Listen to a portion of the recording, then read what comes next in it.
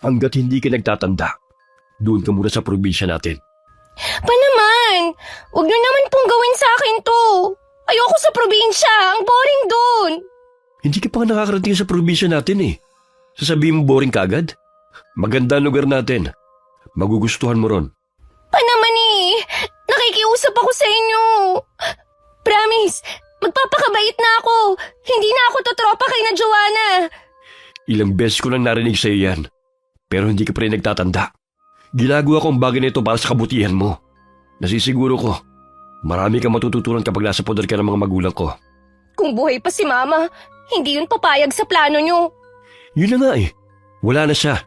Kung nandito siya, siguradong hindi yun matutuwa sa mga ginagawa mo. Kaya sige na, mag-impake ka ng mga damit mo. Maaga kitang ihahatid sa terminal. Hindi niyo man lang ba ako ihahatid kay na Lola? Hindi na, para matuto ka rin bumiyahe mag-isa. 20 ka na. Dapat isa yan sa matutunan mo. Sana lang, huwag niyong pagsisihan na ipinadala niyo ako ron.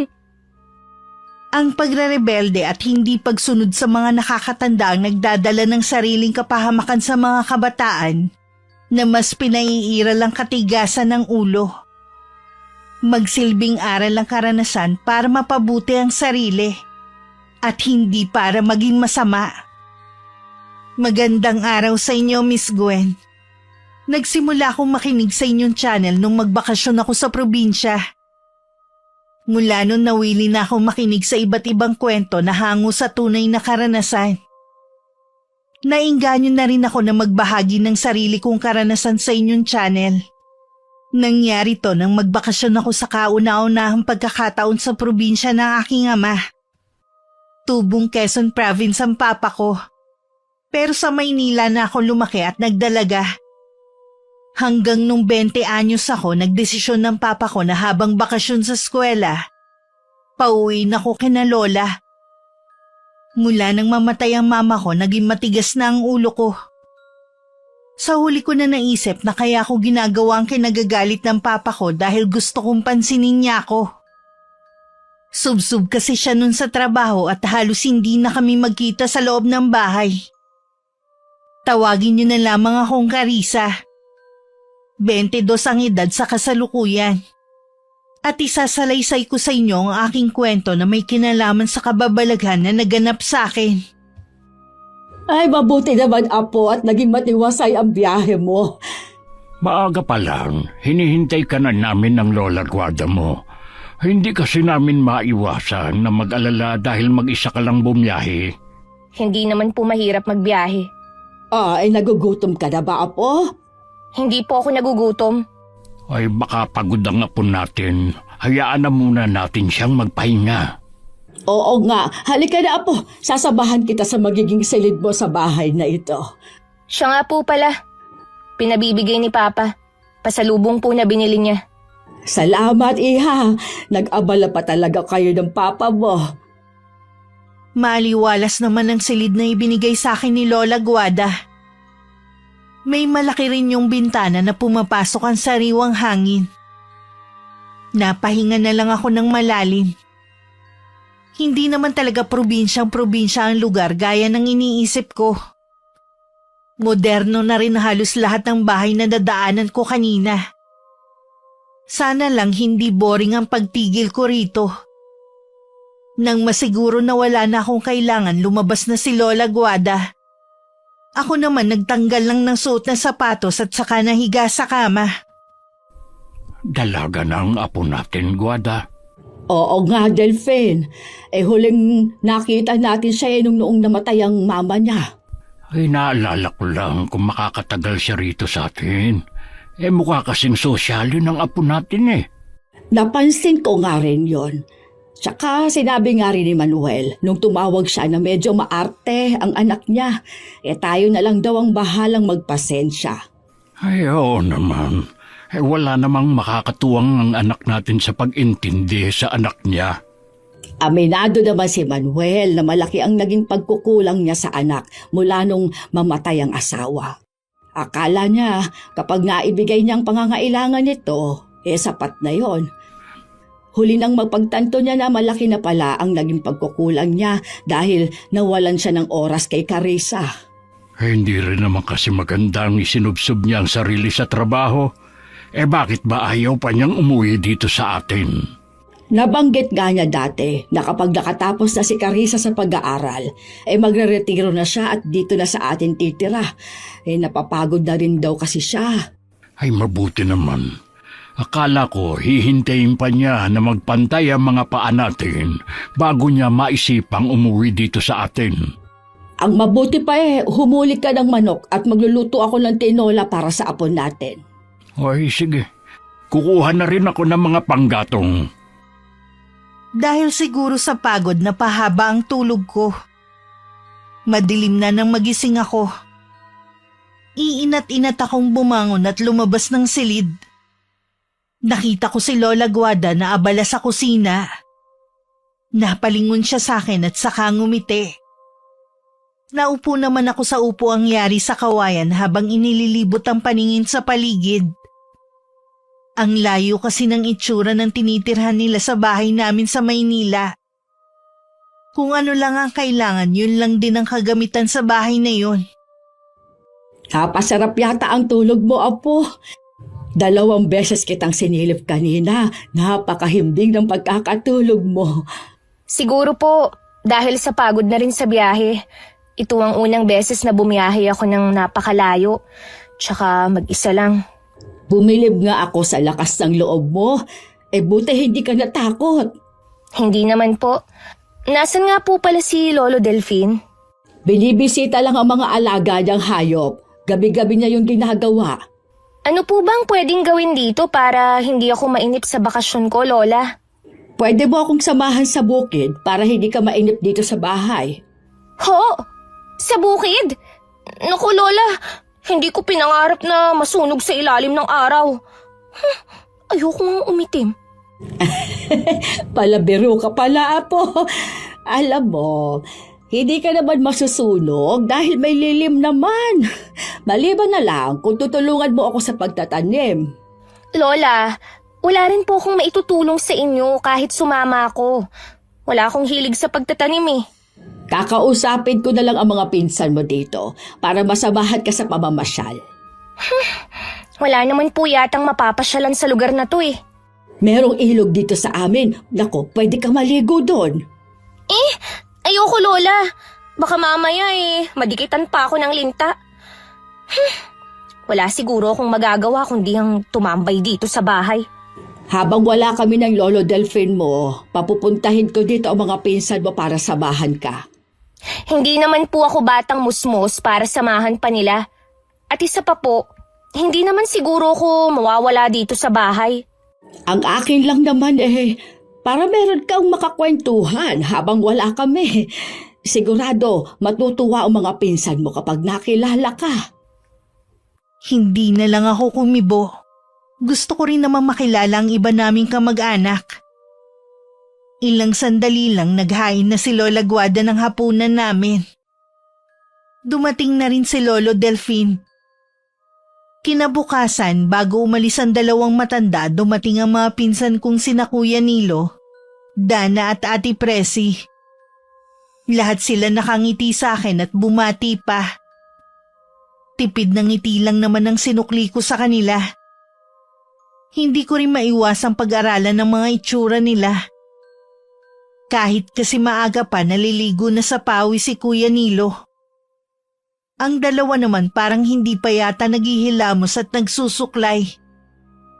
Ang layo nila sa mga kaibigan ko sa Maynila.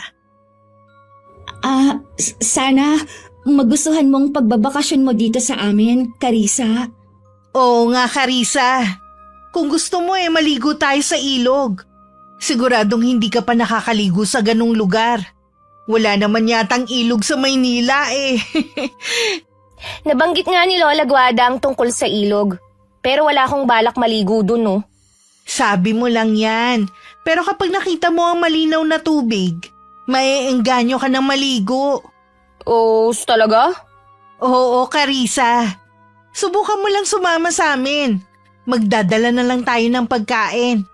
Sigurado kasing magugutom tayo sa pagpunta doon. Sige na nga. Pumunta tayo dun sa ibang araw. Matagal-tagal din kasi ang bakasyon ko rito eh. Iimbitahin ka rin namin sa bahay para makilala mo naman ang mga magulang namin. Malaking pamilya ba tayo?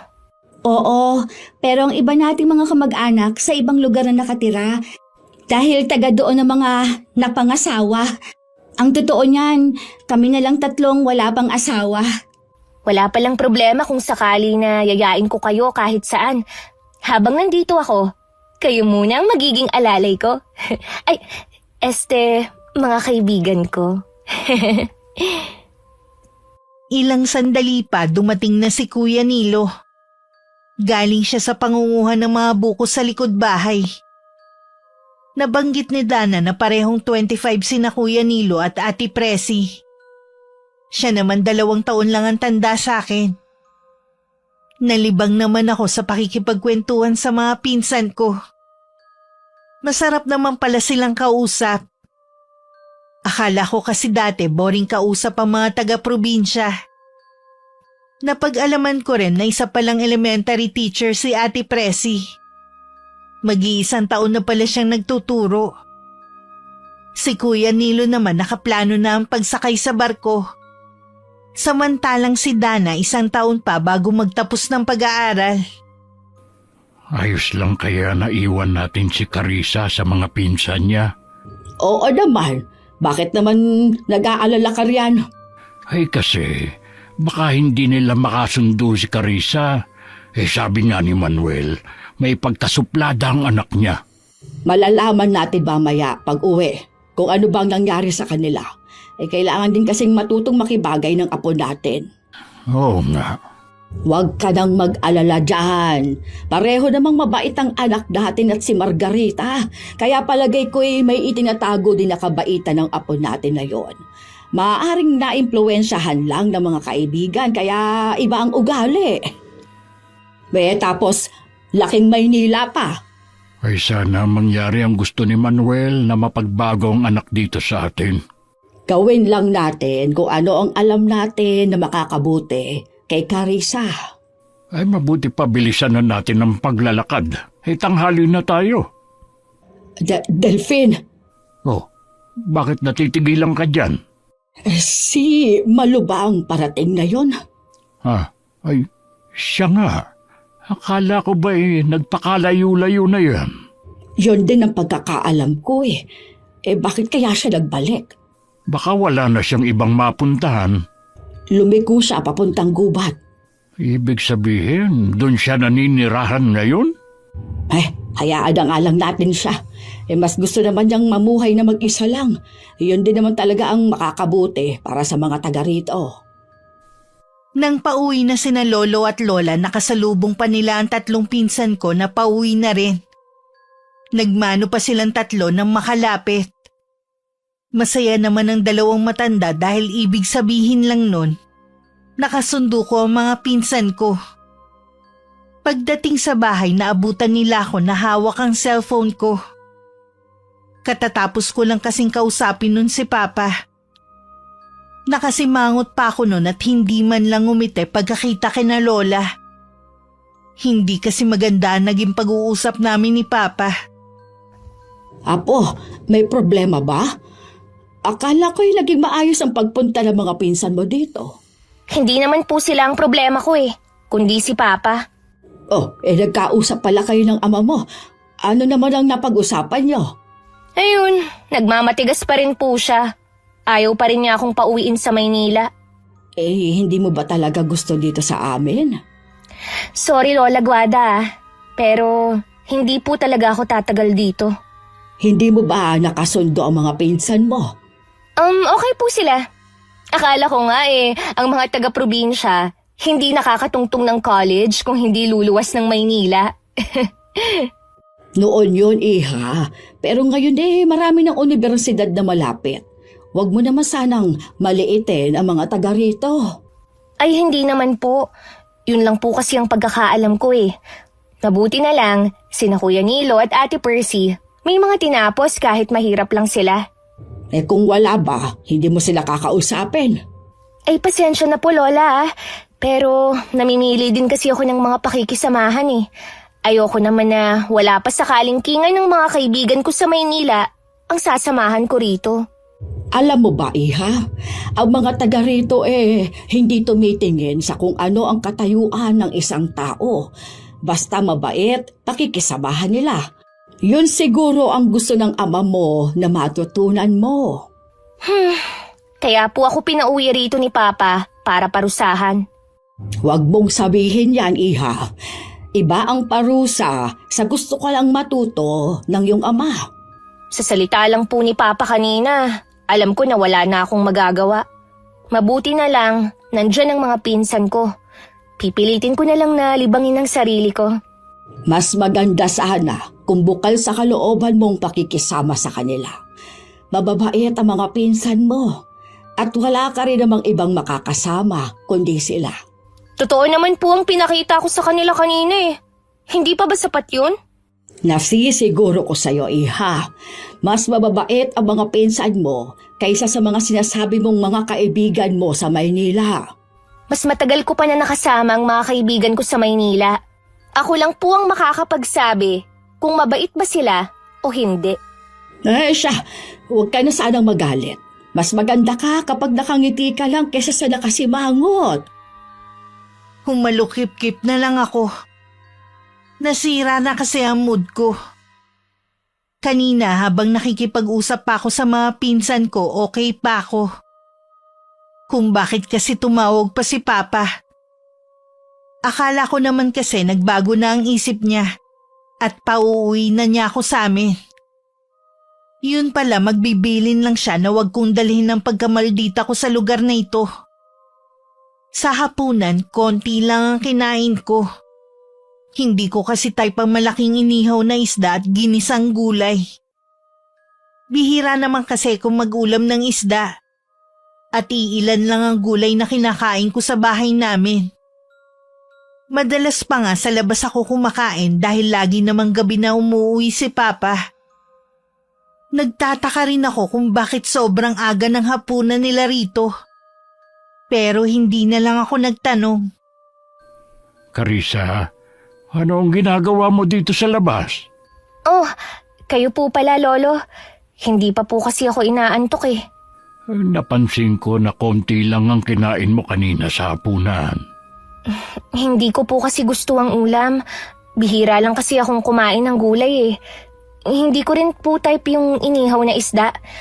Wala bang pwedeng iulam na iba rito?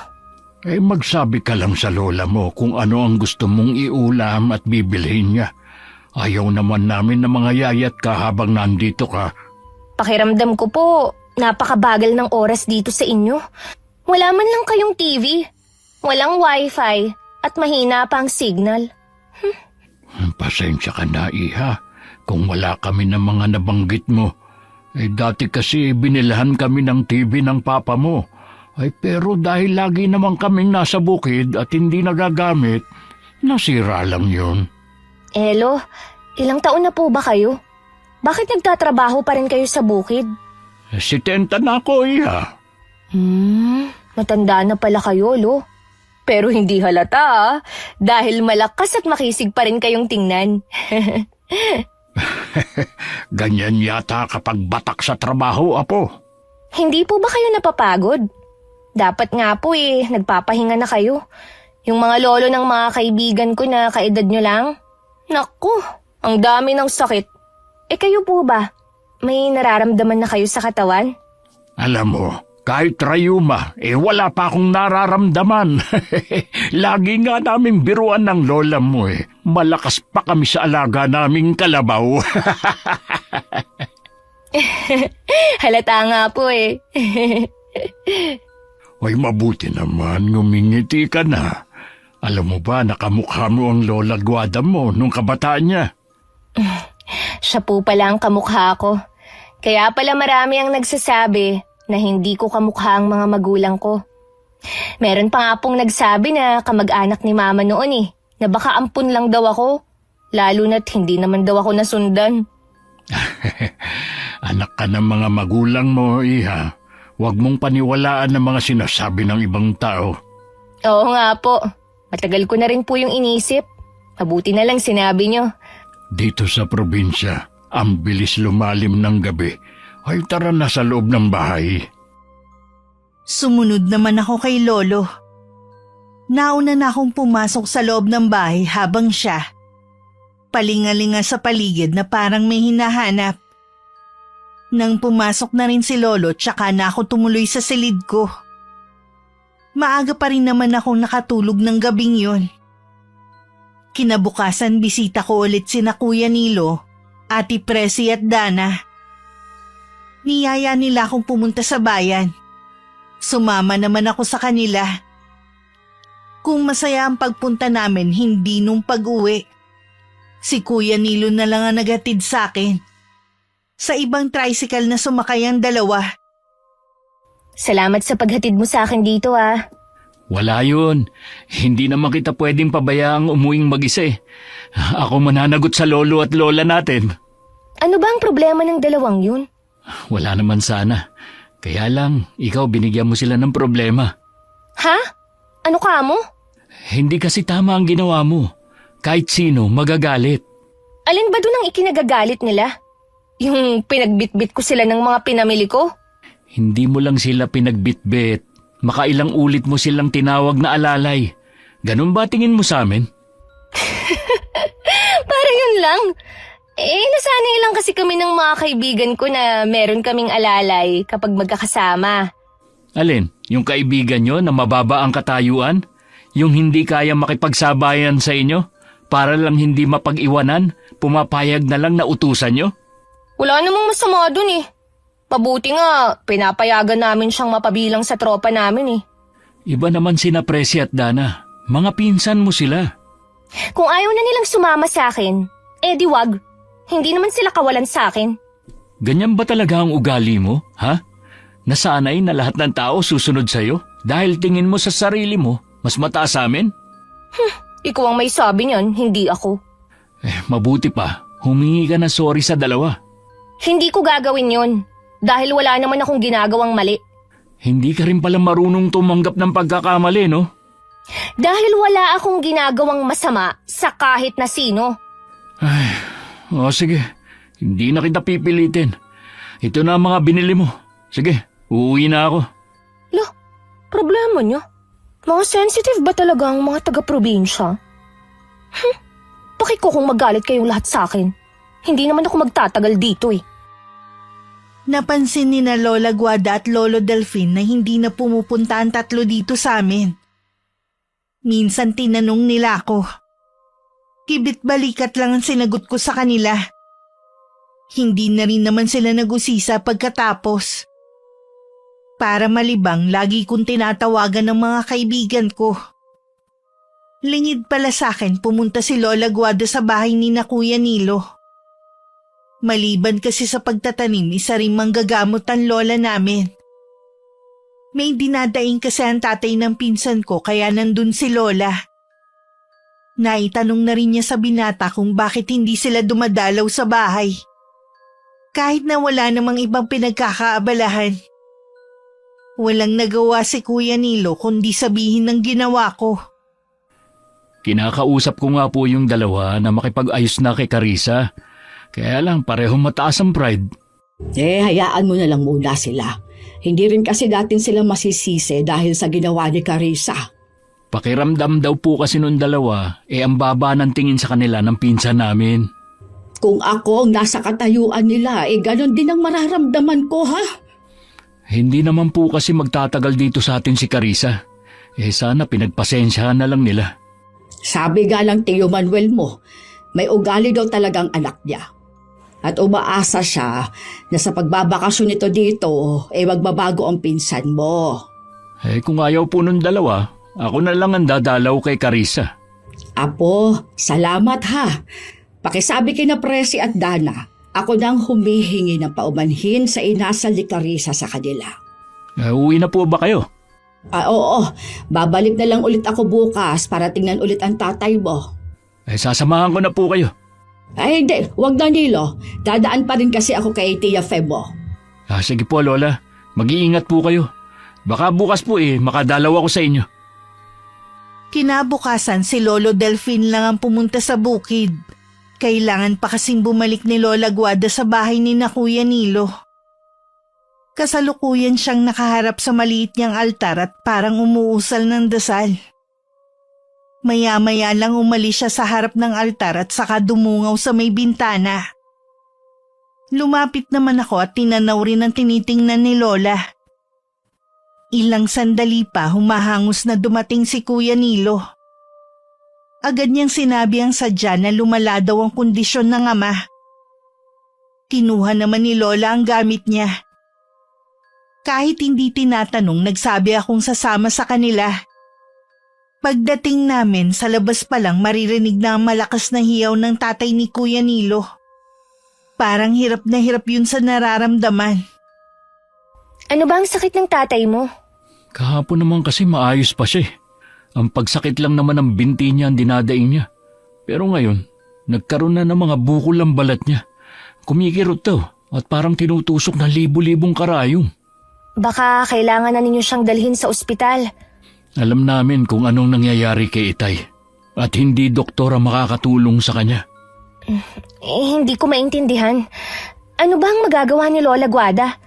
Sa pagkakaalam ko, hindi naman siya nag-aral ng medicine eh. Hindi nga pero mahusay na manggagamot si Lola Guada. Hindi lang mga sakit ang kaya niyang gamutin. Kung ganun, bakit hindi niya ginamot nun si Mama? Pasensya ka na, Carissa. Pero lola mo lang ang makakasagot niyan. Itatanong ko na lang sa kanya pag nakauwi na kami ng bahay. Akala ko manghihilot lang siya. Tuwing merong nagkakasakit dito sa lugar natin, may napaglalaroan ng elemento at nakukulam, si Lola Guada ang tinatawag. Sa tingin mo, ano kayang sakit ng tatay mo? May hinala kami na kinukulam si tatay. Totoo pala ang kulam? Oo naman.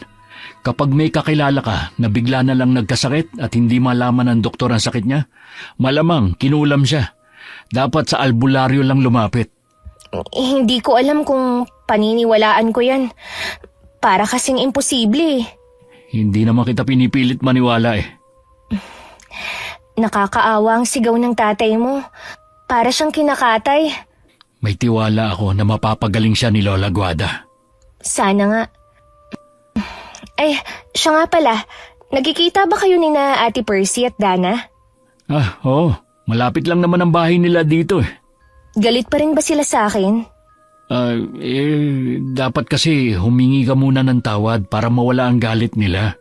Bakit ko naman gagawin yun? Dahil may kasalanan ka naman talaga sa kanila eh. Kahit habang buhay ko na silang hindi kausapin, ayos lang naman sa akin eh. Matigas pala talaga ang ulo mo, no? Bakit? Sino ba sila sa akala mo, ha? Kung ayaw mo, di wag. Ayokong pilitin ka. Sana lang, habang nandito ka, maisip mo ang mali mo. Naiwan akong mag-isa sa sala.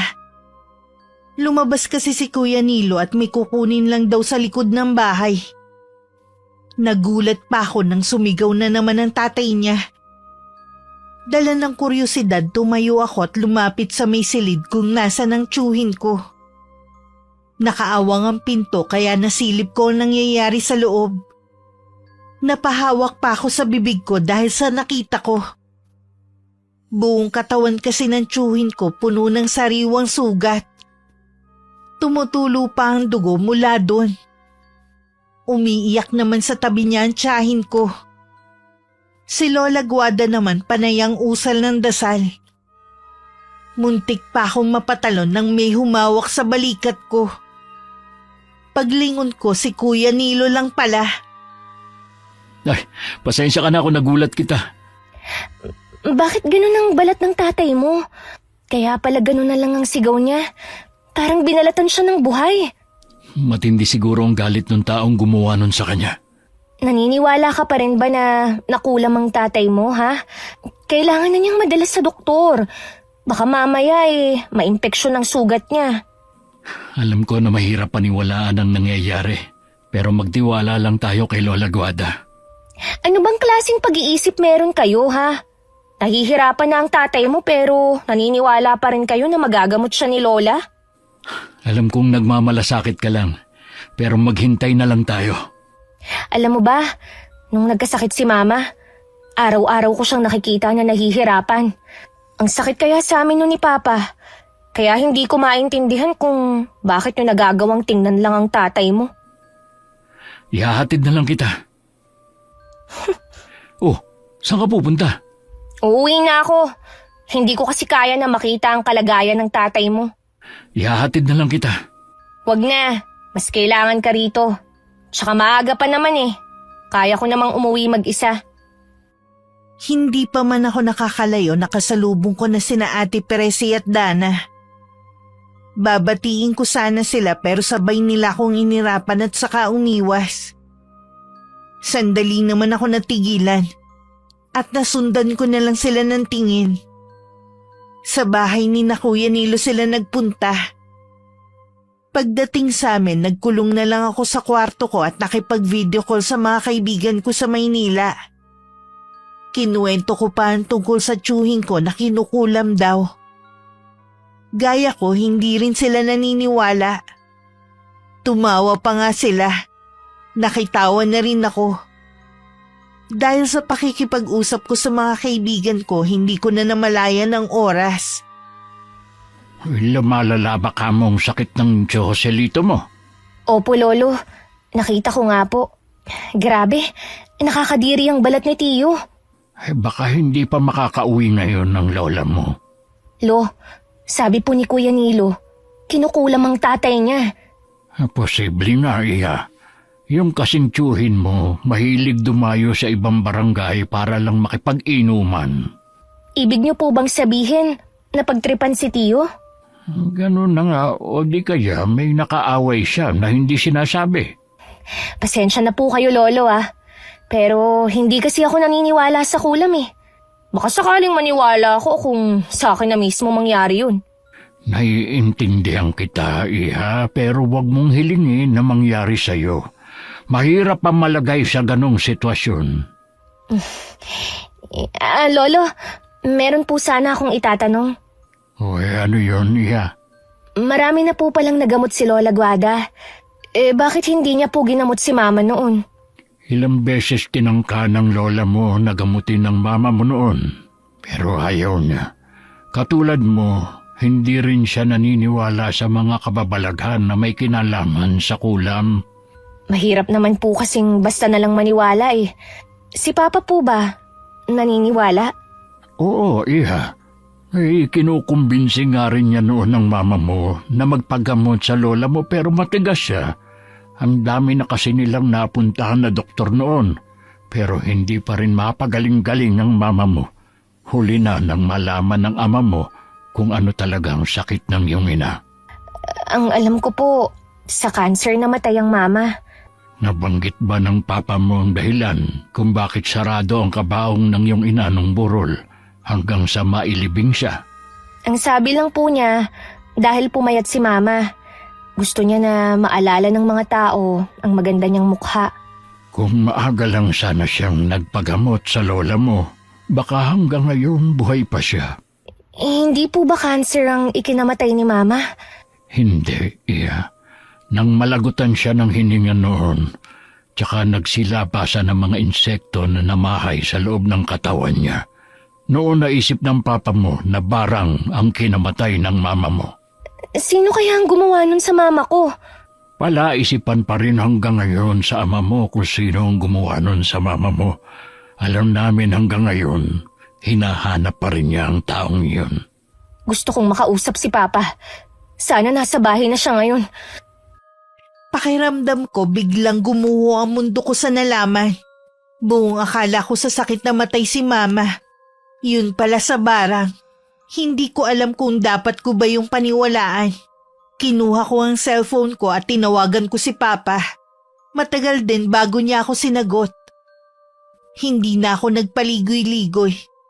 Tinanong ko siya agad. Nung una gusto niyang umiwas. Pero sa huli umamin na rin sa akin. Alam kong umiiyak siya sa kabilang linya.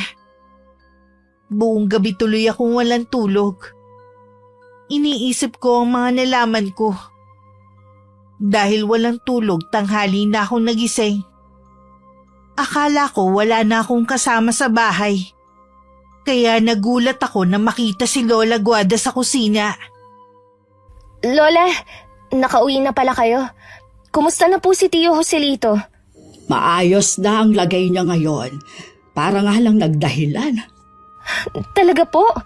Nakita ko siya kagabi Malala na ang lagay niya. Sa awa ng Diyos, nalagpasan niyang nangyari sa kanya. Kayo po ang nagpagaling sa kanya. Ang galing niyo po, Lola. Pwede kang dumalaw sa kanila kahit anong oras. Nasa bukid na po ba si Lolo Delfin? Hindi na muna siya pumunta sa bukid. Pinuntahan niya ang tsuhin mo. Baka po pagod kayo at inaantok. Magpahinga muna kayo. Nakakaramdam lang ako ng kaunting pagod. Pero hindi ako inaantok. Kung ganun, Lola, pwede ko po ba kayong makausap? Uy, tungkol ba sa mama mo? Alam mo na raw ang totoo, sabi ni Lolo Delfin mo. Hanggang ngayon po kasi, ang hirap pa rin paniwalaan na yun ang ikinamatay ni Mama. May paraan naman pala Bakit hindi siya nagpagamot? Di sana hanggang ngayon, buo pa rin ang pamilya namin. Lahat ay ginawa ng papa mo, pero ang mama mo pa rin kasi ang nasusunod doon. Hindi ba ako naisip ni Mama noon? Na gusto ko pa siyang makasama? Hindi namin alam kung anong iniisip ng mama mo noon. O baka sadyang matigas lang ang ulo niya. Malalaman pa po kaya natin kung sinong gumawa nun kay Mama? Kung nagpagamot ang mama mo sa akin, posibleng nalaman ko. Bakit kaya hindi po ito nabanggit ni Papa? Kung sakali ba, maniniwala ka. Ang mama mo nga hindi. Sinarili ng papa mo lahat yun. Wala siyang naging karamay, kundi ang sarili lang niya. Naaawa nga rin po ako sa kanya Pero dapat, pinilit niya si Mama na magpagamot sa inyo. Tapos na rin naman. Wala na tayong magagawa pa. Ganun na lang po ba yun? Wala na ang mama mo. Sigurado naman kung nasaan man siya, masaya na siya. Sana nga po. Masaya at tahimik na ang kaluluwa niya. Mahalin mo na lang ang papa mo at ang mga taong mahalaga sa'yo. Hindi natin kasi alam kung hanggang kailan lang tayo sa mundong ito. Ang mahalaga, maipadama sa mga mahal natin sa buhay kung gaano sila kahalaga sa atin. Naisip kong tama si Lola. May panghihinayang lang ako nararamdaman ngayon. Dahil hindi ko yun naiparamdam kay Mama nung nabubuhay siya. Sinabi ko naman sa kanya na mahal ko siya. Pero sa palagay ko, hindi naging sapat yun. Hindi ko kasi siya naalagaan nung may sakit siya. Hindi ko rin kasi naisip na mawawala siya sa amin agad. Isang araw nakita ko si Tio Joselito. Malakas na at parang hindi pinagdaanan ng nangyari sa kanya. May bakas ng mga sugat sa katawan, wala akong makita. Magaling nga talaga si Lola Guada.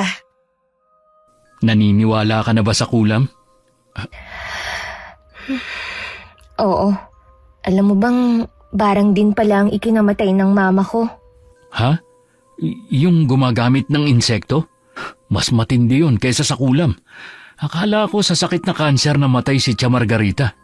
Yun lang ang sinabi ni Papa. Nalaman mo ba kung bakit hindi siya nagpagamot kay Lola Guada? Ayaw daw niya kahit anong pilit kay Papa. Hindi rin kasi siya naniniwala Sa mga doktor lang siya nagtitiwala. Alam kong hindi madali ang pinagdaanan yung mag-ama nang mawala ang mama mo. Hindi ko sinasabi na kalimutan mo na ang nangyari pero kailangan niyo pa rin magpatuloy sa buhay. Ano pa ba ang ginagawa ko? Kahit mahirap na walang ina, ginagawa ko pa rin ang dapat para maging proud si Mama. Kung nasan man siya ngayon. Sigurado ko na mahusay kang estudyante. Pero sa palagay ko, mas magiging proud pa sa'yo ang mama mo kung medyo babaguhin mo yung ugali mo. Ano naman ang problema sa ugali ko, ha? Yung tungkol na naman ba kay na Ate Percy at Dana? Huwag ka namang magalit. Nagsumbong kasi yung dalawa na nung makasalubong mo sila, inisnab mo na naman daw. Sana ikaw na lang ang lumapit at nakipagbate, hindi yung susupladahan mo pa. Yun pala ang sinabi nila, ha? Okay. Di mas lalo akong hindi makikipagbati sa kanila. Huwag mo sanang kakalimutan na mas matanda sila sa'yo. Eh ano ngayon? Tingin ko rin wala na rin silang balak makipagbate dahil sa pagmamatigas mo. Eh sana bawasan mo yung pagkamaldita mo. Hindi lahat kasi ng mga taga rito maiintindihan ka. Pwede ba? Huwag mo akong utusan kung ano ang ugaling ipapakita ko. Ganito na ako eh. Walang sino man ang makakapagpabago sa akin. Oo na. Nasabi mo na nga yan eh. Pwede ba? Para hindi masira ang araw ko, huwag mo nalang babanggitin ang dalawang yon. Okay? Okay, sige. Ako na lang ang sasama sa iyo at magpapasyal. Ayos lang ba? Oo naman. Wala namang problema sa akin kahit tayong dalawa lang. Mabuti na lang hindi umiwas sa akin si Kuya Nilo. Kundi mas nakakainip ang bakasyon ko rito. Ayoko rin naman talaga dun sa dalawa. Ewan ko ba para kasing may ugali rin. Pakiramdam ko na pipilitan lang din silang pakisamahan ako dahil kina Lola. Nang mga sumunod na araw, pinuntahan namin lahat ng bahay ng mga kamag-anak namin na nun ko lang nakita. Mainit naman ang pagtanggap nila sa akin. Ilang beses din nag-cruise ang mga landas namin ni na Ate Presi at Dana pero walang pansinang naganap. Napapakamot na lang tuloy ng ulo sa amin si Kuya Nilo. Pambihira talaga si Presi. Imbis na gamitin ang pagiging matandang pinsan niya, siya pa tong nagpapalaki ng issue niyo. Nakita mo naman na hindi ko sila pinapansin eh. Pero ang talim ng mga titig nila sa akin. Naturingang teacher pa naman siya. Hayaan mo, pagsasabihan ko siya. Gusto ko pa rin na magkaayos kayo bago ka umuwi ng Maynila. Nangangarap ka na naman ng gising. Hindi na yun mangyayari. Kahit ano ang sabihin mo, hindi ako nawawalan ng pag-asa. Ay, siya nga pala. Kilala mo ba yung babaeng yun? Lagi ko kasi siyang nakikitang dumadaan dito sa tapat ng bahay eh. Minsan pa nga, sumusulyap siya rito. Si Aling Malu yun. Ilang buwan din siyang hindi umuwi sa lugar na to. Sabi ni tatay, sa gubat siya nagpatayo ng bago niyang kubo. Akala ko, sa Maynila lang uso ang pulubi. Dito rin pala. Huwag kang tumawa at hinaan mo rin ang boses mo. Baka mamaya marinig ka. Totoo naman ang sinabi ko ah. Tingnan mo nga ang itsura niya. Parang hindi naliligo. May diferensya ba siya sa pag-iisip? Wala. Tumahimik ka na nga dyan. Tingnan mo, lumingon siya. Narinig ka yata niya. Eh ano? Mabuti nga't marinig niya eh. Baka kasi wala pang nagsasabi sa kanya na mukha na siyang pulubi. Alam mo kung nasa Maynila siya, maraming magbibigay sa kanya ng limos.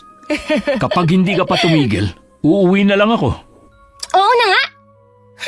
Ang hirap naman sa lugar na to. Masama pala ang magsabi ng totoo. Namimintas ka naman eh. Hindi mo naman kilala si Aling Malu para pagsalita mo siya ng hindi maganda. Alam mo ba, kahit sino dito walang naglalakas loob na pagsalitaan siya. Hindi mo naman kasi alam ang pinagdaanan ng tao. At wala akong balak alamin pa, no? Sigurado naman ako na mas mahirap ang pinagdaanan ko. Hindi kompetisyon ang bawat pinagdadaanan ng tao. Kaya nga iba-iba ang pagsubok sa atin eh. Wala naman na yung babae eh. Kaya tigilan mo na yung paninermon mo. Pero ang sama ng tingin niya sa akin kanina. Kapag nakasalubong mo siya, iwasan mo na lang. Iiwasan ko talaga siya, no? Ayoko naman makisalamuha sa mga katulad niya. Halos araw-araw na sa amin si Kuya Nilo kaya hindi ako naiinip. Tuwing nakatambay kami sa labas ng bahay, lagi rin dumadaan si Aling Malu. Sandali siyang titigil at susulyap sa akin. Parang may galit ang mga titig niya. Baka nga narinig niya ang mga sinabi ko noon. Araw yun ng linggo. Inaasahan kong darating si Kuya Nilo pero inabot na ng tanghalian, hindi pa rin siya dumarating. Balak ko pa naman siyang yayain sa ilog. Tinatamad naman akong pumunta sa kanila. Baka kasi makasalubong ko na naman yung dalawa. Masira lang ang araw ko. Hindi yata dumalaw si Nilo. Hindi ko nga po alam kung bakit hindi siya pumunta. Baka sumama sa ama niya sa kabilang baryo. Hindi na kasi pinapayagan si Joselito ng asawa na dumayo doon mag-isa. Oo nga po pala, doon siya nadali ng kulam. Nahuli na po ba ang gumawa nun sa kanya? Humingi naman ng tawad yung gumawa. Nayabangan lang daw kasi sa tiyuhin mo kaya ipinakulam. Ang babaw naman po ng dahilan na yun. Kung ako kay Tio Joselito, hindi ko siya patatawarin. Ipapakulong ko na lang. Sa tagal ko lang nanggagamot, wala pa akong alam na naipakulong dahil sa kulam.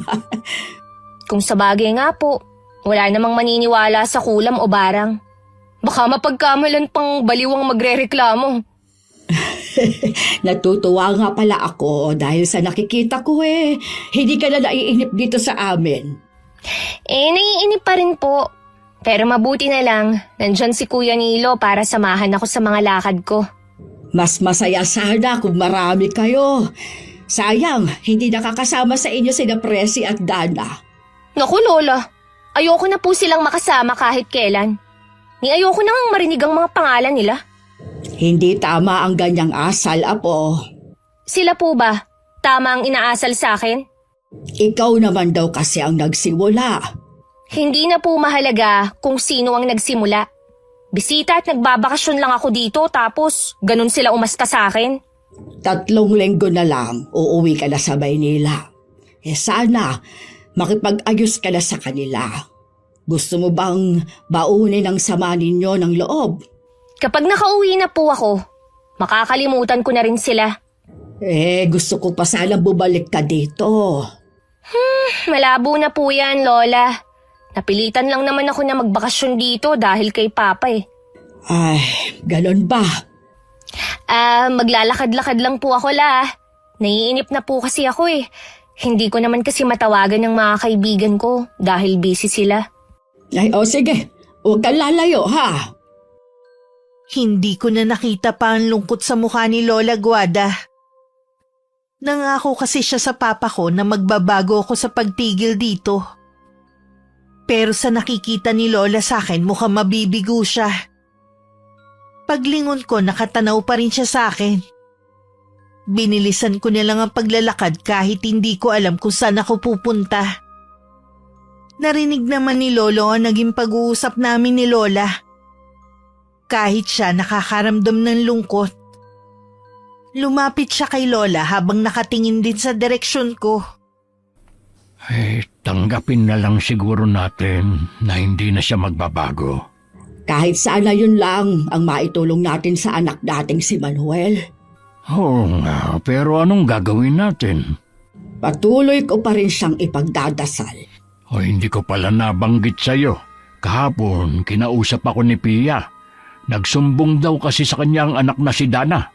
May ginawa na naman ba sa kanila si Carissa? Wala naman. Pero di ba nga tuwing nagkakasalubong ang mga yan, hindi nagpapansinan. Ay, wag na lang sanang makisawsaw si Pia sa alitan ng mga bata. Lilipas din naman ang hindi nila pagkakaunawaan.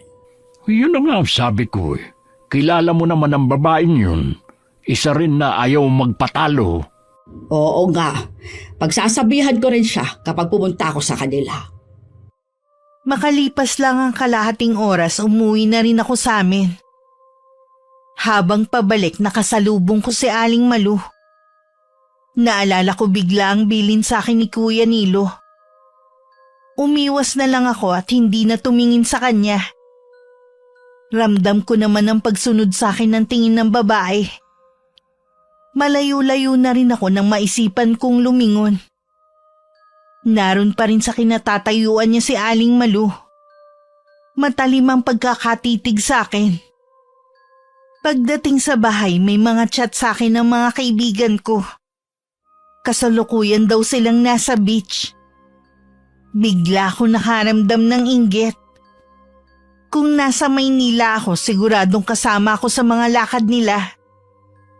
Tinawagan ko si Papa at nakiusap ulit na kung pwede na akong pabalikin. Pero matigas siya sa desisyon niya na dumito muna ako kina Lola.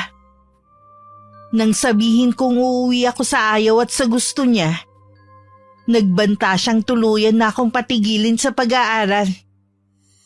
Dun na ako napaiyak at nagwala sa silid ko. Taranta namang pumasok si Lola. Ay, Apo! Ano nangyari sa'yo? Ha? Bakit ka umiiyak? Gusto ko na po kasing umuwi ng Maynila. Pero ayaw po akong payagan ni Papa. Ah, talaga ba na gusto mo na umuwi sa inyo? Opo. Namimiss ko na ang buhay ko dati. Ilang linggo na lang naman uuwi ka na. Hindi ko na nga po kayang tumira dito. Hindi ganitong buhay ang kinasanayan ko. Hindi niyo ba naiintindihan? Naiintindihan naman kita, Apo. Hayaan mo. Patatawagin ko ang tiyuhin mo sa papa mo para makausap ko. Sasabihin ko sa kanyang sunduin ka na. Nagbanta po si Papa. Noong oras na umuwi agad ako. Hindi na niya ako pag-aaralin. Biruin niyo yun? Anong klase siyang ama? Gusto ba niyo na wala akong marating sa buhay, ha? Kakausapin ko siya para maliwanagan. Huwag ka na umiyak, Apo. Bakit ba nangyayari to sa akin? Ang gusto ko lang naman gawin kung anong magpapasaya sa akin. Tapos si Papa, itinapon ako sa lugar na to. Ganun ba kasama ang lugar na ito para sa'yo? Kailangan niyo pa bang itanong yan, Lola? Hindi po ako sanay sa ganitong lugar. Yung sobrang tahimik. Maagang naghahapunan ng mga tao at maagang natutulog. Ayoko ng buhay probinsya. Ay, mukhang hindi ka natatagal dito. Kapag nakausap ko si Manuel, kung hindi ka man niya masundo dito, ipahahatid kita kay Nilo. Paano po kung tutuhanin niya ang sinabi niya na hindi na niya ako pag-aaralin? Ako nang bahala sa bagay na yan. Hindi ako papayag. Nag-iisa ka lang niyang anak. Tungkulin niya yon. Sinisiguro ko sa'yong makikinig sa akin ang tatay mo. Sige po, La. Sana makumbinsin niyo siya. Para na talaga akong mababaliw dito. Samantalang yung mga kaibigan ko, kung saan-saan na sila nakakarating. Ay, sige na. Tumahal ka na ha. Ayoko umiiyak ka. Ayusin mo na ang sarili mo. Nang makalabas ng kwarto ko si Lola Guada, nagpahid na ako ng mga luha. Inayos ko na rin ang mga kinalat kong gamit sa sahig. Si Lola naman pinuntahan ng isang anak niyang may cellphone at pinatawagan si Papa. Nagkausap naman sila at sinabi ko anong gusto kong mangyari. Napailing-iling na lang si Lola sa naging sagot ng Papa ko. Umuwi rin naman siya agad at nag-aabang na si Lolo Delfin sa kanya. Palabas sana ako ng kwarto nang marinig ko ang pagtatanong ni Lolo sa naging pag-uusap nila. Dahil gusto kong malaman na naging pag-uusap ni na Papa at Lola, nakinig muna ako sa kanila. Hoy, nagmamatigas ang anak mo. Gagawin daw niya talagang sinabi niya oras na umuwi si Carissa. Sana sinabi mo na nahihirapan ng apo natin dito. Hindi nga kasi sanay ang bata sa buhay probinsya. Lahat ng sinabi ko sa kanya ayaw niya talagang pumayag. Pinarating din kasi ni Pia ang tungkol sa alita ng mga apo natin. Pambihira naman si Pia. Bakit kailangan pa niyang iparating kay Manuel? Hindi talaga nag-iisip ang manugang natin yun. Pinuntahan ko nga sa kanila pagkatapos kong makausap si Manuel. Sabi ng anak wala daw sa kanila. Hindi ko lang alam kung totoong wala siya o baka inuutos lang sa anak na yun ang sabihin. Paano kasi takot na masita mo? Takot naman pala siya. Gagawa-gawa pa siya ng kalokohan. Ay, aliwin na lang natin si Carissa para hindi na niya ipilit na umalis dito sa atin. Gusto ko pa nga sanang makasamang apo natin. Kaya lang, ayaw naman niya dito sa atin. Ako rin naman. Hindi na nga natin siya nakasama nung maliit siya. Ngayon naman, nagmamadaling umalis. Kung magpupumilit siyang umalis, wala na tayo magagawa para pigilan pa siya. Sana makumbinsi siya ni Nilo na hintayin na lang matapos ang bakasyon niya. Palagay ko kahit si Nilo walang magagawa para pigilan si Carissa sa pag-alis.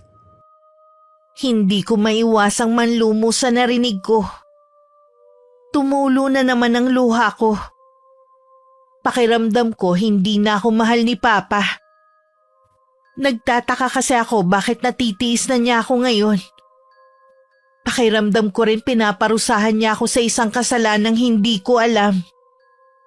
Dahil galit ako sa kanya, hindi ko siya tinatawagan. Hindi ko na rin sinasagot ang mga chat niya sa akin. Kahit si Kuya Nilo, hindi ko na rin hinarap ng dumalaw sa akin. Lagi lang ako nagkukulong sa kwarto. Palagay ko po, naiinggit lang si Chapia kay Carissa dahil sa Maynila nakatira. Kita niyo naman po kung gaano kaganda at kasosyal ang pinsan ko. Gusto kasi niya na maging tulad nito si Dana. Iyon na nga ang dahilan kung bakit siya nakikisawsaw. Nakalimutan ko na numero 1 nga palang inggitera yung si Pia. Ito naman kasing si Dana nagpapasulsul din. Si Presi ba ayaw pa rin makipagkasundo. Busy po siya. Alam niyo naman po ang mga teacher ngayon.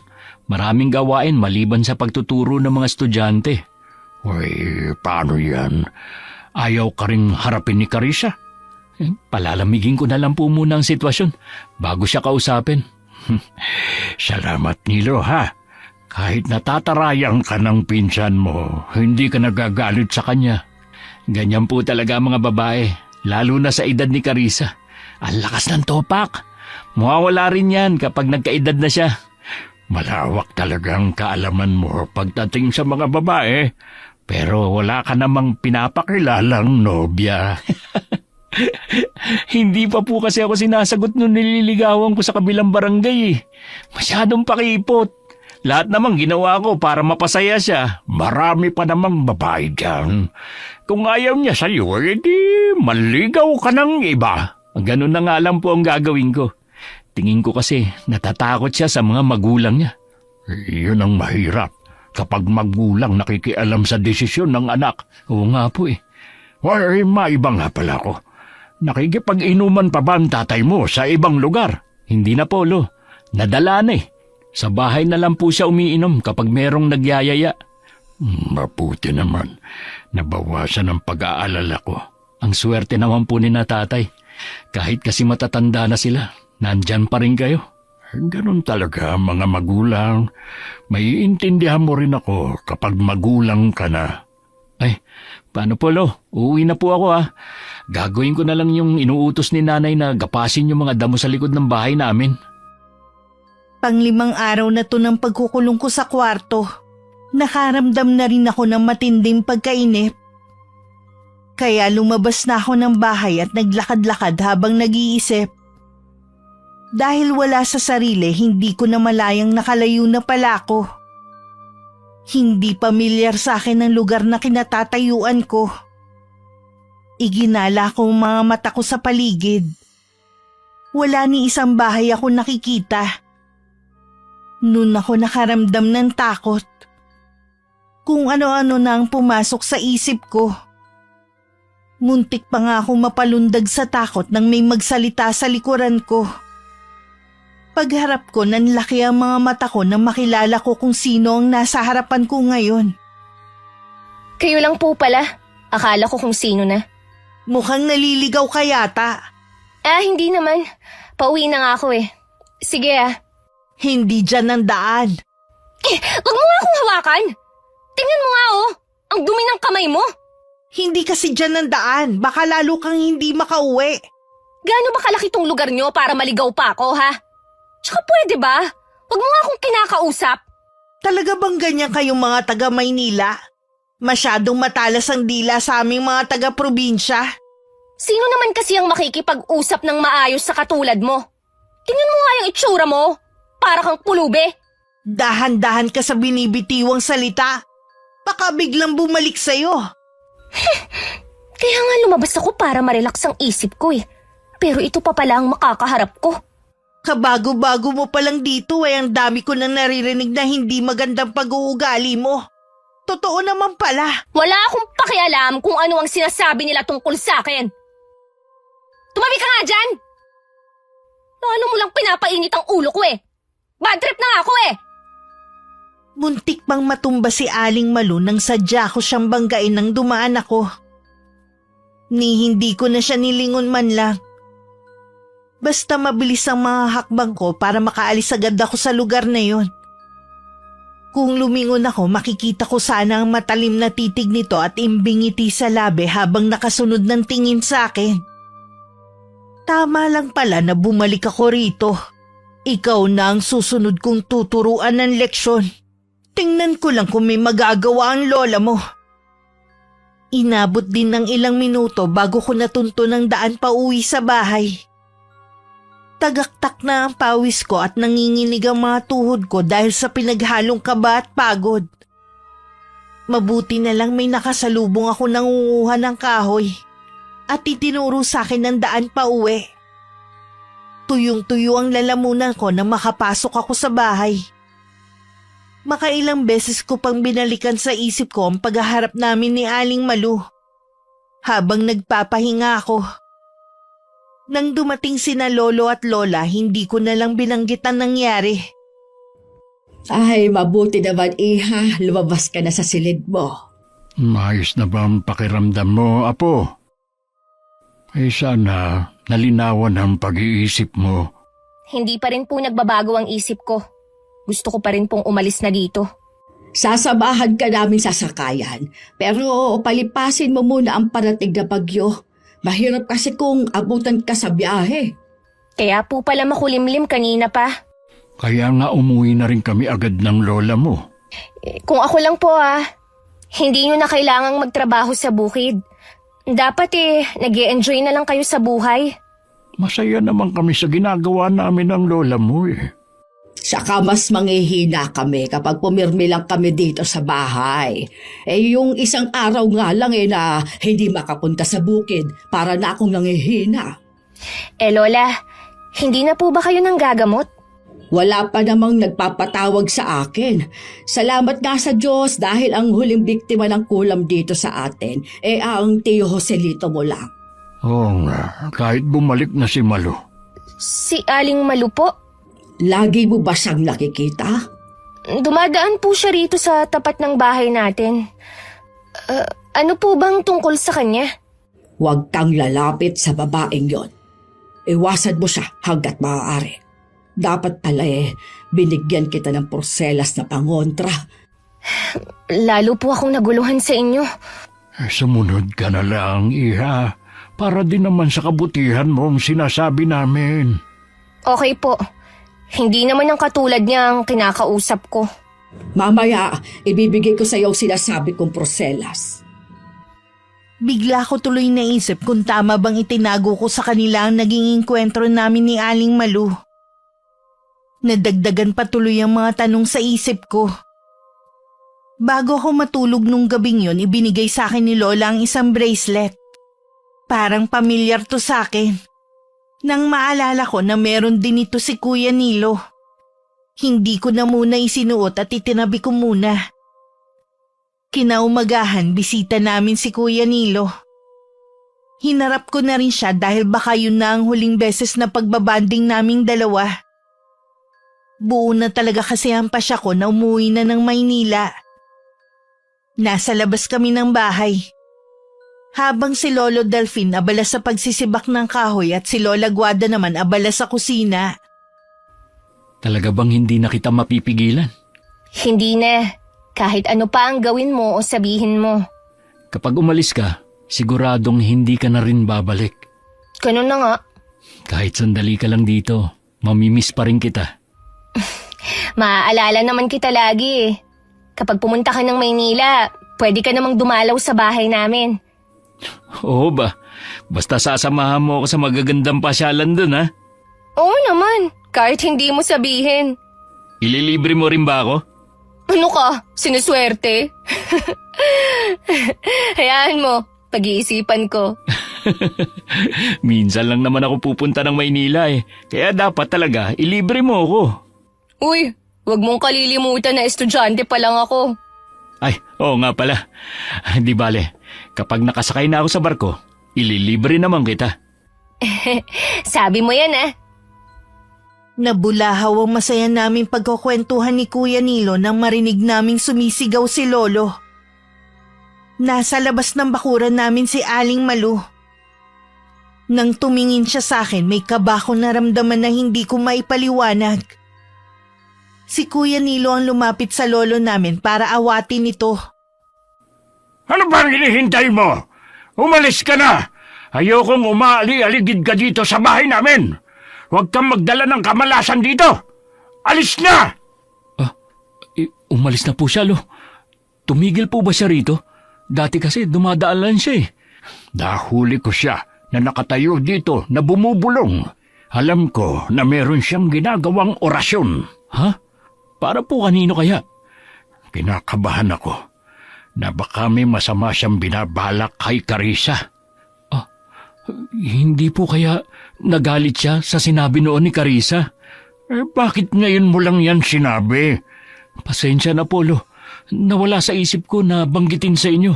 Bakit naman kasi bumalik-balik pa sa lugar natin ang mangkukulam na yun? Malayo sina Lolo at Kuya Nilo sa kinaroroonan ko kaya hindi ko marinig ang pinag-uusapan nila. Pero nasisiguro ko na ako ang topic nila. Dahil pasulyap-sulyap sila sa akin habang nag-uusap. Ilang sandali pa pumasok na kami sa loob ng bahay. Larawan din ng pag-aalala sa mga ito. Si Lolo kinausap din si Lola. Huwag siyang magkakamali na may gawin sa apo natin. Dahil kung hindi, matitikman niyang ganti ko sa gagawin niya. Wala siyang ginagawa sa mga taga rito. Pero dahil dayo lang si Carissa, iniisip niya siguro na magagawa niya ang anumang gustuhin niya. Sinusubukan niya talaga ako. Siguro iniisip niyang matanda na ako, kaya mahina na rin ang kapangyarihang taglay. Gawin natin ang lahat para protektahan ang ating apo. Nang makauwi si Kuya Nilo, masinsinan akong kinausap ni Lola Guada. Hinanap pa sa akin ng bracelet. Kinuha ko naman yun sa silid ko at isinuot. Nakahinga naman ng maluwag si Lola nang makita na suot ko na yun. Pakiramdam ko iniisip ni Lola na yun ang magliligtas sa akin. Huwag mong aalisin yan kahit anong mangyari. Alam ko po na meron kayong itinatago sa akin. Ano po ba yun? Mabuti pang sabihin na natin kay Carissa. Kilala si Malu na masamang mangkukulam. Wala naman siyang sinasaktan sa mga taga rito. Nawala siya ng ilang buwan noon at inakala ng lahat na hindi na babalik. Ilang araw ka palang narito sa amin nang makita namin siya ulit. Naging panatag kami na wala siyang gagawin sa'yo dahil apo ka namin. Kaya lang, mukhang nagkamali kami ng akala. Lola, may nagawa po ako sa kanya. Sinabi na ni Nilo sa amin. Hindi lang po yun. Nagkita kami sa isang lugar at ang dami ko pong sinabi na hindi maganda sa kanya. Muntik pa nga siyang matumba dahil sinadya ko siyang banggain nung paalis na ako. Kung ganon, may masama kang ginawa sa kanya. Kilala ng mga taga rito na masama at mapaghiganti si Malu. Kailangan natin siyang puntahan sa tinitirhan niya. Humingi ka sa kanya ng tawad. Baka sakaling hindi niya ituloy ang masama niyang balak. Bakit ko naman po yun gagawin? Gumawa na lang po kayo ng ibang paraan. Tutal, alam niyo na ang balak niya. Hindi yon ganon kadali, Iha. Sa totoo lang po, Lola, hindi ko kaya na hihingi ako ng tawad sa pulubi na yun. Baka po may iba pang paraan. Mahalaga ang bawat sandali. Kailangan mo magdesisyon bago mahuli ang lahat. Pasensya na po, Lola, Lolo. Gusto ko na pong magpahinga muna. Pero Apo, Hindi mo siya pwedeng pilitin na sumama sa tinitirhan ni Malu at gawin ang labag sa kalooban niya. Wala ring silbi kahit humingi siya ng tawad. kung ganon, ako na lang ang pupunta sa kanya. Hindi ka pwedeng pumunta doon ng mag-isa. Baka kung ano ang gawin niya sa iyo. Hindi naman pwedeng maiwan si Carissa dito na mag-isa. Huwag mo na akong alalahanin. Kaya kong pangalagaan ang sarili ko.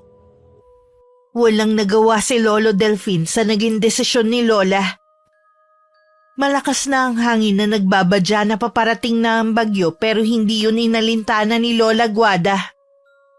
Pagdating sa gubat, nakita niya ang maliit na kubo. Sandaling natigilan si Lola dahil hindi niya maramdaman ang presensya ni Aling Malu. Nang makalapit siya sa may pintuan, bahagya yung nakabukas kaya itinulak niya. Walang gamit sa loob kundi maliit na altar na may nakasindi pang mga kandila. Sinuyod pa niya ng tingin ng buong paligid. Wala nang anumang makikita doon. Nasisiguro niya na umalis na ang nakatira sa kubo. Lumapit na lang siya sa altar at saka pinatay ang mga nakasinding kandila. Nang mga sandaling yun, palakas na ng palakas ang hangin at nagsimula na rin ang pagbugso ng malakas na ulan. Nasa bahay na rin ng mga oras na yun si Lola. Tuso ang babaeng yon. Umalis na siya bago ko pa mapuntahan. Ibig lang sabihin nun, naibigay niya na ang sumpa kay Carissa. Ganon lang ha. Nakahanda na rin naman ako oras na lumabas sa mga sintomas sa apo natin. Hindi ko akalain na sasapitin din niya ang nangyari sa mama niya. Hindi, Delfin. Maililigtas ko ang apo natin. Hindi siya mawawala katulad ng mama niya. May tiwala naman ako sa iyo. Alam ko na magagawa mong iligtas ang ating apo. Ay, nako. Sumabay pa ang bagyo na ito. Mapaminsalaman, biyaya pa ring maituturing ang bagyo. Tama ka riyan. Sa dami ng mga biyayang natanggap natin, hindi dapat tayo nagreklamo. Ipapaalam ba natin kay Manuel? Wag na muna siguro. Marami na siyang iniisip. Wag na nating dagdagan pa. Pupuntahan ko lang si Carissa. Kasalukuyan akong nakahiga lang sa kama habang hawak ang cellphone. Umupo ako nang pumasok si Lola Guada. Tumabi siya sa akin at saka sinuri ang kabuuan ko. Nakahinga naman siya ng maluwag na makitang ayos lang ako. Lola, bakit po? Gusto ko lang masigurong ayos ka. Nakaharap niyo na po ba si Aling Malu? Nang puntahan ko siya sa tinitirhan niya, wala na siya. Siguradong hindi na siya babalik. Ay, edi mabuti. Wala na pala tayong problema eh. Ibig sabihin lang noon, hindi ka niya mapapatawad. Ha? Lola, ano po bang mangyayari sa akin? Katulad po ba ni Tio Joselito? Iba-iba ang uri ng kulam. Depende kung anong sumpa ang iginawad sa'yo. Baka po katulad kay Mama. Matagal din siyang pinahirapan. Marami pa po akong pangarap, Lola. Nandito lang ako, hindi kita pababayaan. Bakit pa hindi ko naisip agad ang kahihinatnan ng ginawa ko? Nagmatigas pa ako. Imbis na makinig at sumunod na lang sa sinasabi niyo. Sa totoo lang, Lola, mainit lang ang ulo ko noon. Kaya ako napagbuntunan si Aling Malu. Bata ka pa kasi at padalos-dalos sa ginagawa. Hindi mo naman sinasadya ang nangyari. Ang daming pumapasok sa isip ko ngayon, Lola. Gusto ko nang pagsisihan ng mga ginawa ko. Ang pinakamabisang sandata pa rin laban sa takot na nararamdaman natin at laban sa kasamaan ay taimtim na pagdarasal. Hindi ko na po matandaan ang huling beses na nagdasal ako. Ito na ang pagkakataon mo na tumawag at humingi ng awa sa Panginoon. Papakinggan po ba niya ako? Oo naman, lahat tayo ay pinakikinggan niya. Nang gabing yun, taimtim ako nagdasal sa Diyos. Humingi ako ng tawad sa lahat ng mga nagawa kong kasalanan. Nagmakaawa din ako na sana wag hayaan ni Lola na magtagumpay si Aling Malu sa masama niyang balak.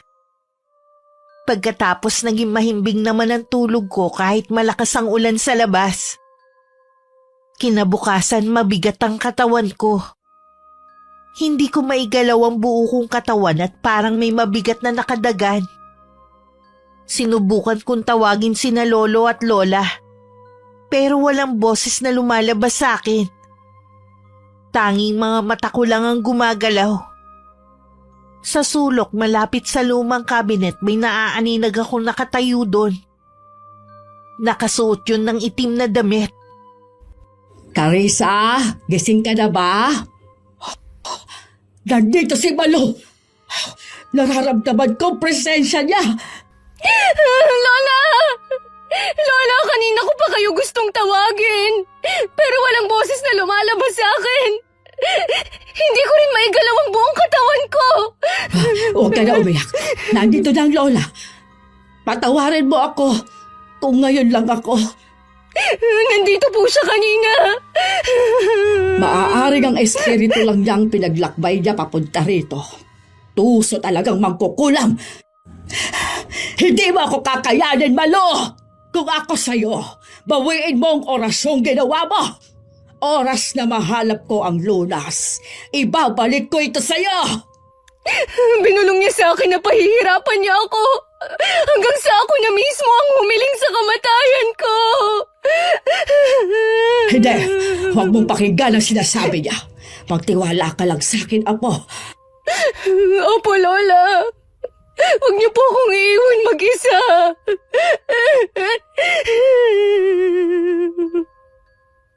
Nakasalubong ni Kuya Nilo si Lolo at nabanggit sa kanya ang nangyayari sa akin.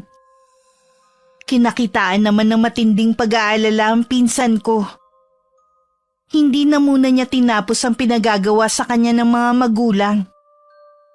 Agad na rin siyang pumunta sa bahay namin. Naabutan niyang natutulog ako.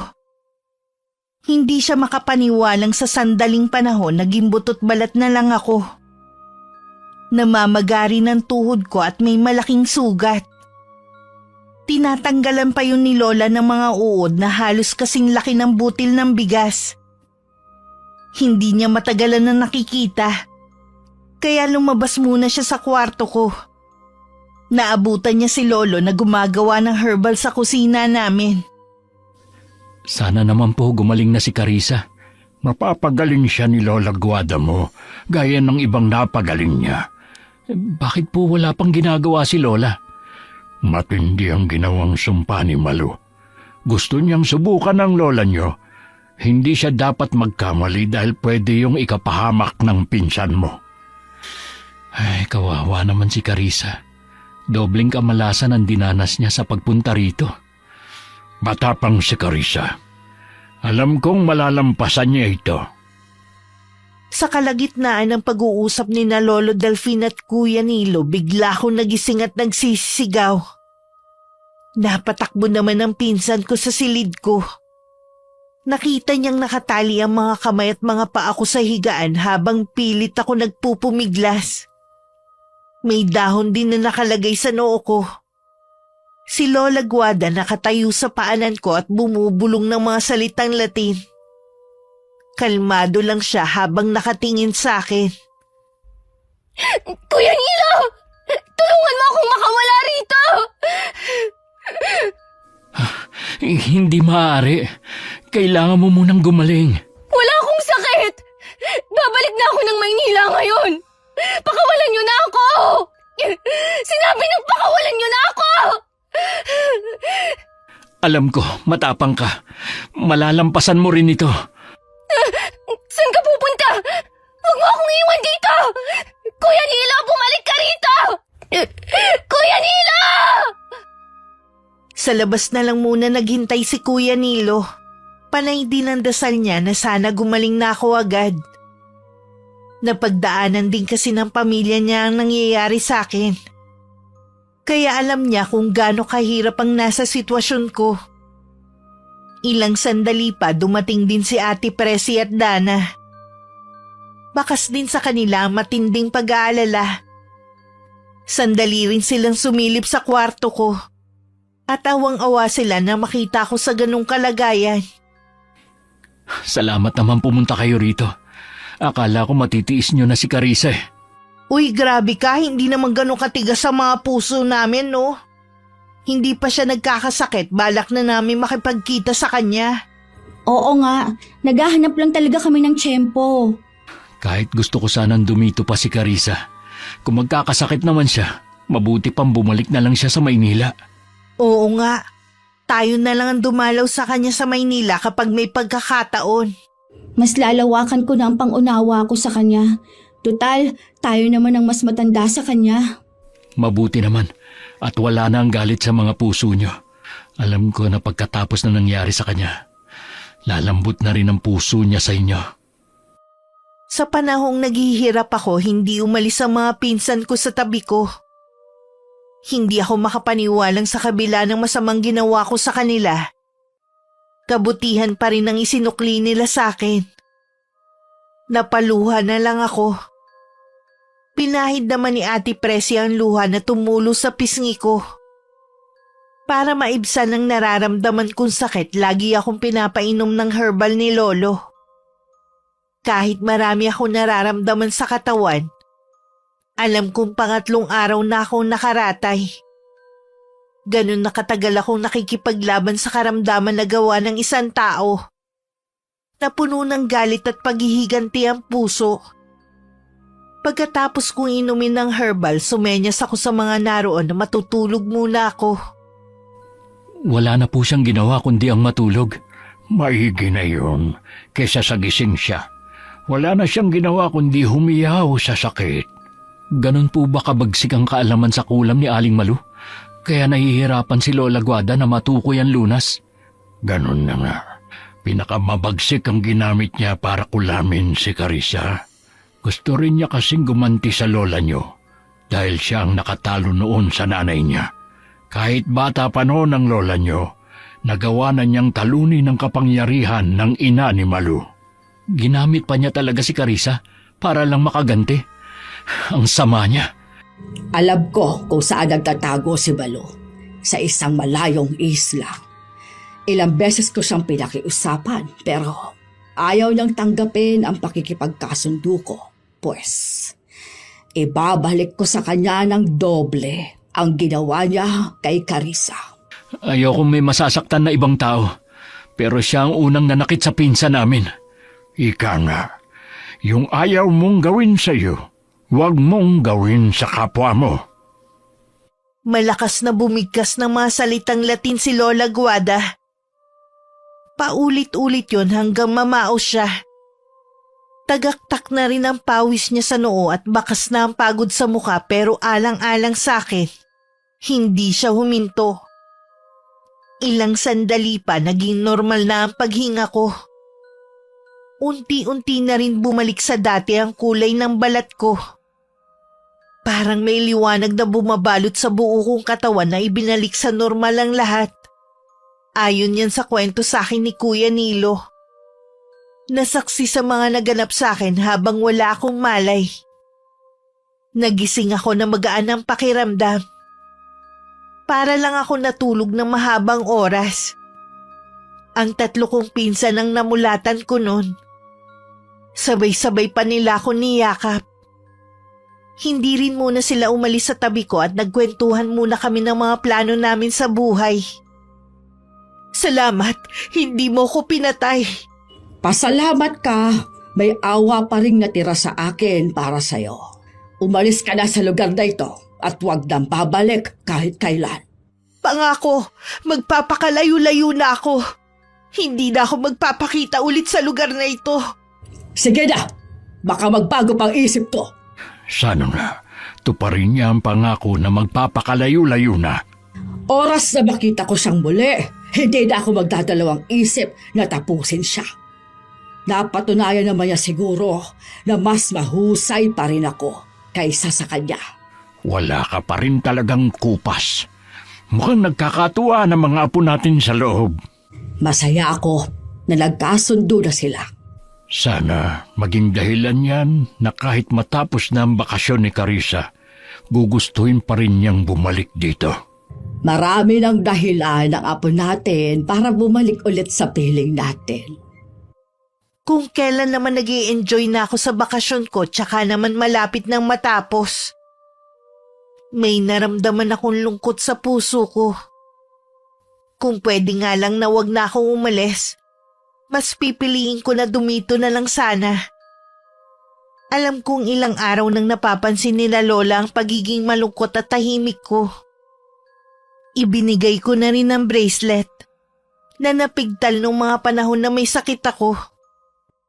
Meron pa naman ako dyan. Yun na lang ang ibibigay ko sa'yo. Salamat po Lola sa pag-aalaga niyo sa akin habang nandito ako. Wala yun, Iha.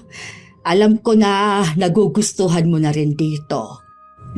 Pwede kang bumalik kahit anong oras mong gustuhin.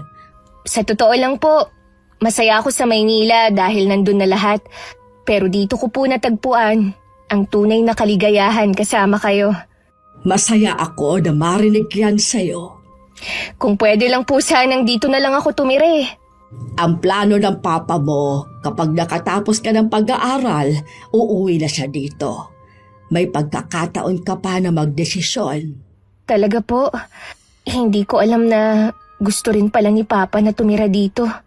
Ikaw lang naman ang inaalala niya. Salamat din, Apo, dahil binigyan mo ng saya ang bahay na ito kahit panandalian lamang. Nung hapon naging bisita ko naman si Kuya Nilo. Sa labas kami tumambay habang nakikinig sa isang channel sa YouTube. Hindi ako makapaniwalang mahilig palang makinig ang pinsan ko ng mga katatakutan. Ang paborito daw niya ang kwentong kulam. Nagkaroon tuloy ako ng ideya pero tsaka ko na yun babanggitin dito. Kapag wala kang ginagawa, makinig ka lang sa channel na to. Nasisiguro ko, mawiwili at maaadi ka din katulad ko. Mukha ngang maganda, tsaka may aral din. Katulad ng nangyari sa'yo, alam ko na meron kang natutunan. Oo naman. Ang karanasan kong ito ang nagturo sa akin na ang kabutihan ang laging nagwawagi. Sa mga karanasan natin, natututo tayo na maging mabuti. Sinong mag-aakala na ang malditang katulad ko, pwede pa palang magbago? Hindi ko rin akalain na mamahalin ko ang lugar na to higit sa Maynila. Natutunan mo rin kung paano makisama at magpakumbaba. Oo. Salamat sa inyo ni na Ate Presi at Dana. Sana sa susunod, mas matagal ka nang magbabakasyon dito. Sigurado yun. Ngayon pa ba na meron na akong tropa na mga pinsan ko rin? Nang sunduin ako ni Papa, hindi rin siya makapaniwala sa malaking pagbabago sa akin. Lalo na nang sabihin ko na gusto ko ulit magbakasyon kina Lola. Inilihim na lang din namin sa kanya ang malagim na nangyari sa akin. Ayaw na kasi naming makonsensya si Papa dahil ideya niya magbakasyon ako doon. Nakakatakot man na naging karanasan ko sa probinsya namin, mas nangibabaw pa rin ang masaya at makabuluhang pangyayari sa buhay ko. Bago ko bumalik sa Maynila, itinapon ko na ang masamang ugali na meron ako at tinira ko na lang ang kabutihan sa puso ko at ang karanasang nagturo sa akin kung paano maging mabuting tao. Sana po sa mga katulad kong kabataan matuto tayong makitungo ng tama. Huwag nating isipin lagi tayo ang sentro ng atensyon. Kapag maganda ang asal, papuri ang matatanggap kahit saan tayong makarating. Ang kawalang galang naman kapahamakan ng dulot sa atin. Sana maging inspirasyon ng kwento ko sa lahat ng mga nakikinig sa araw na ito.